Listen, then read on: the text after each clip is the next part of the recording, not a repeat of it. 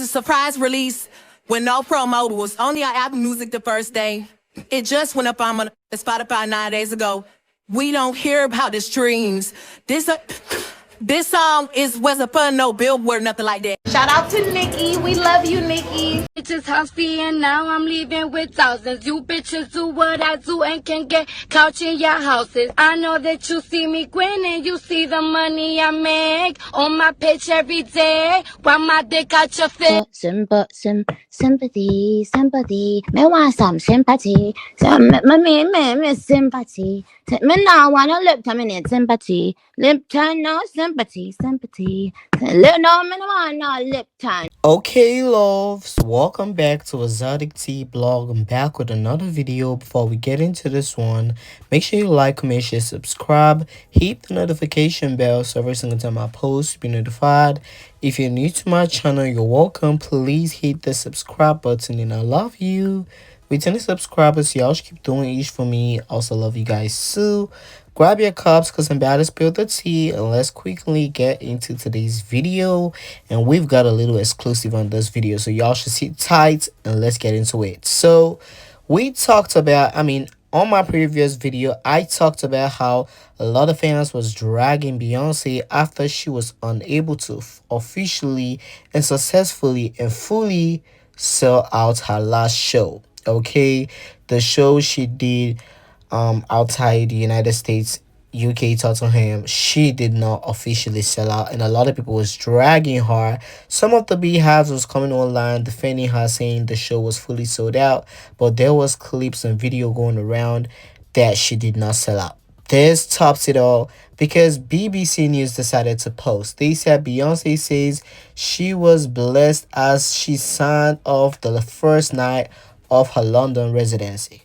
But despite this being the first opportunity for her fans to enjoy the singer country era in person, slow ticket sales and high price have been the hot topic around the tour, which is actually true. Okay, no shade to Beyonce, but her tour tickets are expensive and I don't think a lot of people would be able to afford it. Okay, if she fully sold out the United States, that's fine, but like outside the United States is going to be quite hard. Okay, but the show wasn't completely emptied. Despite the tour only stopping in 2 European cities, London and Paris, the remaining 8 dates are not sold out. Beyonce tour has the highest top price ticket for any artist visiting the UK in 2025. Look what I tell y'all. She loves taking money from the fans. That's crazy. Like the amount she's selling her tickets for, it's crazy. She's not even going to bring MG to perform. She's not even going to bring Rihanna to perform. She's not going to bring up Chris Brown. She's not going to bring up anybody special, just her. Okay, that's crazy, okay? I wouldn't pay that kind of money to go see her, and that was why her tour was not fully sold out outside the United States. I'm not even sure she fully sold out inside the United States. No shade. I know there were several reports that she fully sold out, but I don't believe it. Okay, not everybody has the kind of money to go see Beyonce, and it's no shade. So she's not selling outside the United States. Hopefully she sells the Paris show. She did the Tottenham show and that was a flop. Okay, a lot of people posted clips of empty seats, empty chairs. On my previous video I posted it. In case you haven't seen it, go check it out. But there was a lot of empty seats. Okay, her first show outside the United States. So hopefully the Paris show sells out, but the price, it's the big issue. The price for her tour, it's so overpriced. Okay, she's overselling them tickets, so that's why a lot of people wouldn't buy them tickets. And the final 8 shows left on the Cowboy Carter tour has not fully sold out. Okay, so she needs to reduce the price or she wouldn't have them sold out. No shade. But I wouldn't ignore her outfits though. She has been serving the looks, okay? She has been serving the looks. She looked so T. Look at that body. You wouldn't even know that she's 49. Okay, you wouldn't even know that she's 48, 49. She looks so T. Okay? You all need to hit up her surgeon. Cardi B needs to heat up her surgeon because how does someone 49 and she looks this good? She looks so T, okay? So I mean, I wouldn't ignore her looks. She has been serving, she has been killing, she has been eating it up, okay? But them tour tickets gotta sell, y'all say. Okay, them tour tickets gotta sell.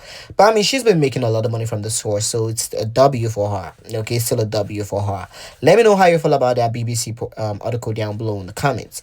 Now, Milagro Gramz reportedly has been hit with a gag order. Can't mention Meg Thee Stallion, Turlings, or the case on any platform. Okay, so let me know how you feel about this down below in the comments. And I mean, if you do not know, Milagro Gramz lawyer dropped her because she ain't got the check to continue her case. Okay, so I mean, this ain't a good look.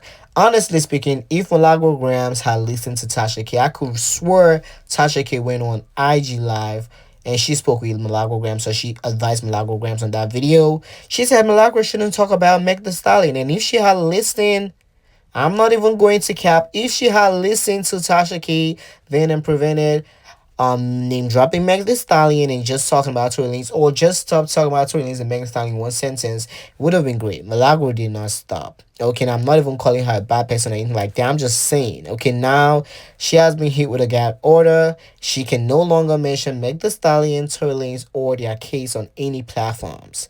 Okay, now in the future, do I believe she's going to be mentioning Tory Lanez? Yeah, I feel like she's going to mention Tory Lanez, but I don't feel like she would be able to mention Meg Thee Stallion, or they would take her platforms down. Okay, but what y'all think about this, let me know down below in the comments. Now, moving over from that, a little birdie was out here spilling that Lil Kim has been asking for a collaboration from Cardi B. Okay, so Lil Kim allegedly wants to make a comeback. Wait, hold on. She wants to make a comeback to music, and she has been asking Cardi B to be on a song she wants to put out. Okay, and Cardi B hasn't given no straight answers. Allegedly, Cardi B would want to do it, but she don't want to do it right now because she claims her album's about to come out. But anyways, Lil Kim wants to make a comeback, and honestly speaking, I never knew she put out a song on Friday until I saw them stats and I went to check. She put out songs. Them bars was on the floor. The song was trash. No shade to Kim, but the song is titled Left Eye by Kim. Failed to chart on the Spotify global charts, Spotify United States, and it also didn't enter the top 200 on Apple Music or iTunes United States.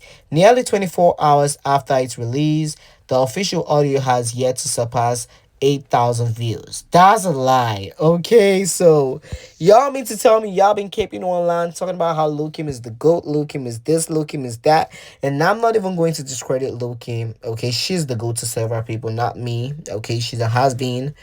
But these numbers are way on the floor. But did I expect more from Lil Kim? No. Okay, I know most of y'all that are gonna say this video did not know that she dropped a song and she dropped something, but just like me, I only know and I'm only seeing it because I saw the stats. Okay, so she's a flippity flop, and this is one of the reasons why Cardi B wouldn't give her the collaboration. But I feel like Cardi B needs to give her the collaboration. You cannot come on here talking about how Lil Kim is here.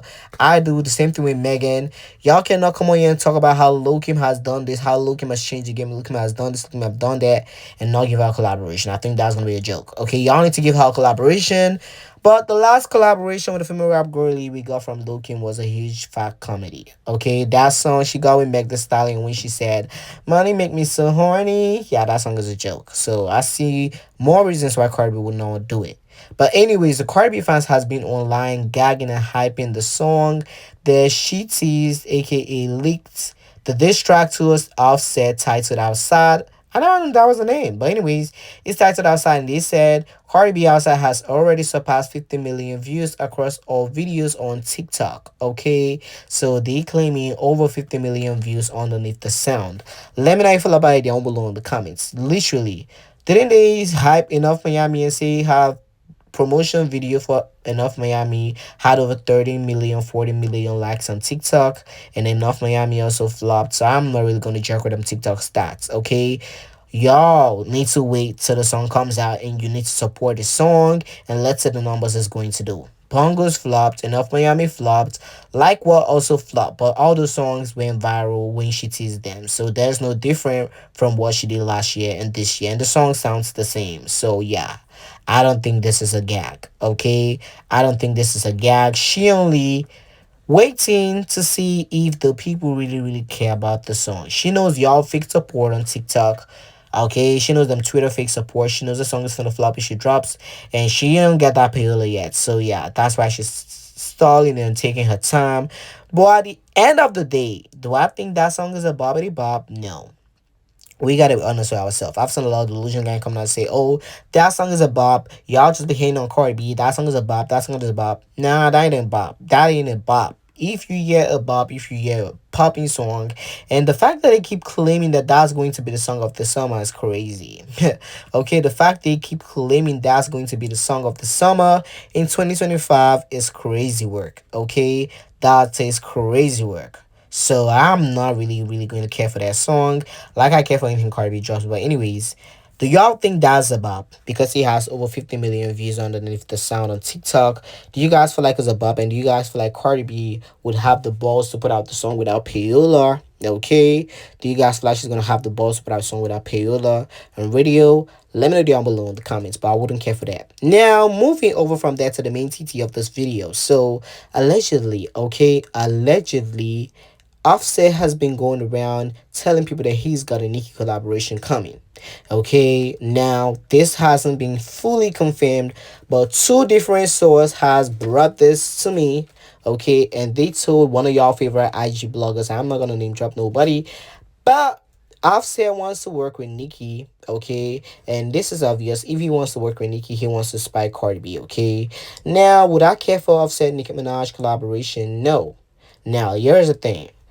If Offset wasn't in this drama with Cardi B, would it make sense him wanting a Nicki Minaj collaboration? Not like I would care for that collaboration, I would want the collaboration. But now he's got this whole thing with Cardi B. It's giving like he wants to get his leak back on Cardi B. If Nicki Minaj joins the drama, everybody like, oh, Nicki this, Nicki that, Nicki this, Nicki that. Okay, Nicki knows better. I'm just saying that if Nicki mistakenly, she's never gonna make that mistake, but if she mistakenly does collaboration with Offset, everyone's gonna like, oh, Nicki only did it to spy Cardi. Oh, Nicki only did it to spy Cardi. They're gonna forget the fact that Offset did it to spy Cardi.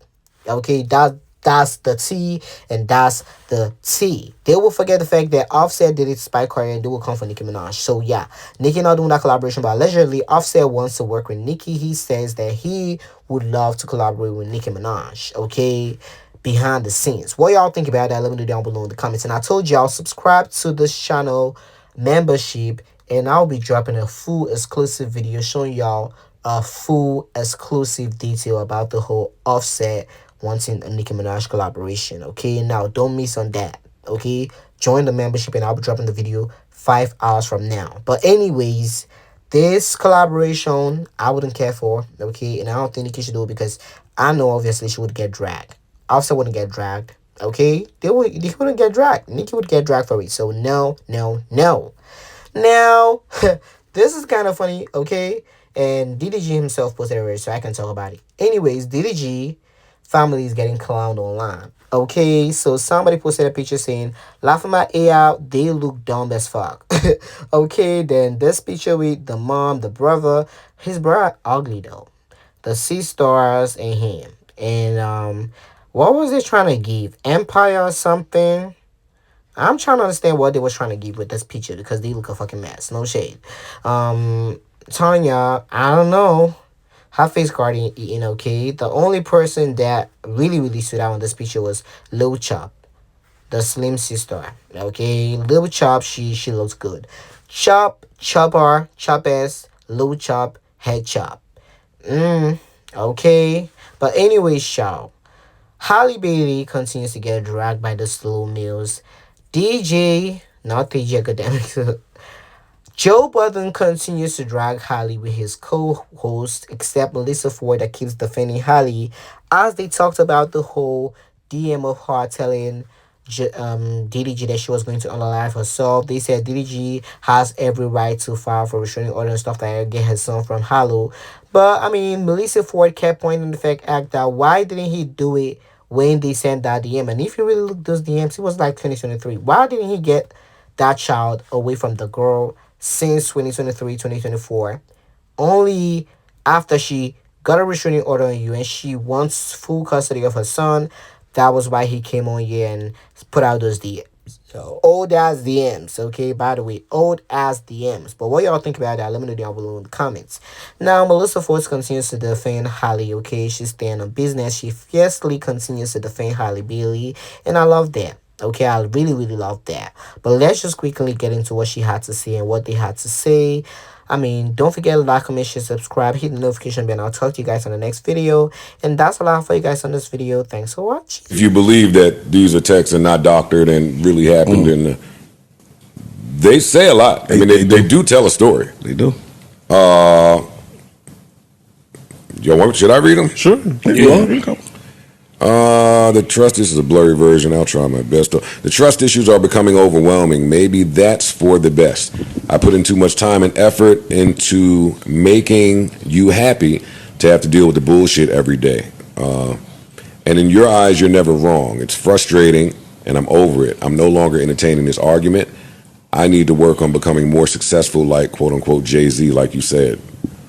Then maybe you'll take my vision of becoming a big label owner serious instead of shitting on my dreams every second you get. Yeah. She says, you don't want to be with me. That's okay. I will never beg anyone. I will be successful. I don't need to be with someone who is going to demean me.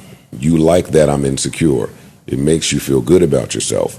I'm not doing this anymore. Keep your phone on airplane mode. But when I die, don't say shit.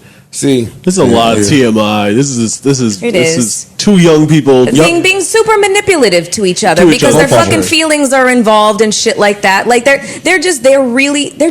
fucking nasty to each other. But who in this room doesn't know what that experience is like when it gets when you're at that point where you're mad at each other or where you think that the break is happening and one person is playing super fucking nonchalant, usually the guy, and the girl is like, you know, just spazzing out and shit like that. That's all I hear from those text messages. It sounds like both of them are doing both things. Yeah. So like both of them are playing nonchalant. Both of them are being nasty to each other. I don't hear both of them not playing nonchalant. Parks and Mel, enough of y'all two now. Well, not enough, but enough for you two. I don't hear her playing nonchalant at all.